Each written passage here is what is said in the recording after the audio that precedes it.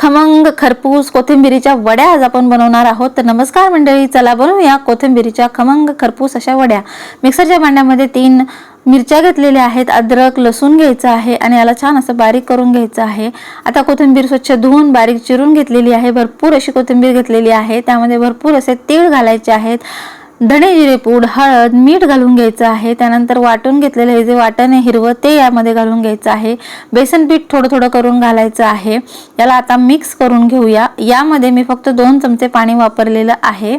याचा आपल्याला एक गोळा मळून घ्यायचा आहे, घट्टसर गोळा मळून घ्यायचा आहे। बघा अशा पद्धतीने घट्टसर गोळा मळून झालेला आहे। स्टीमरच्या प्लेटला तेल लावून घ्यायचं आहे, हातावरती हा गोळा थापून घ्यायचा आहे। थोडासा चौकोनी शेप मध्ये मी या वड्या बनवणार आहेत म्हणून आयताकार थापून घेते आहे। वरतून तीळ लावून घ्यायचे आहेत। कुठल्याही शेप मध्ये तुम्ही या वड्या बनवू शकता आणि मस्त स्टीमर मध्ये ठेवायचं आहे। 15 ते 20 मिनिटं वाफवून घ्यायचं आहे। उघडून पाहायचंय, मस्त असं हे पीठ फुललं आहे। याच्या वड्या पाडून घ्यायच्या गरम गरम। या वड्या अशाच खायला सुद्धा खूप छान लागतात, खूप हेल्दी आणि टेस्टी वड्या बनतात। पण मी याला थोडंसं आता भाजून घेणार आहे।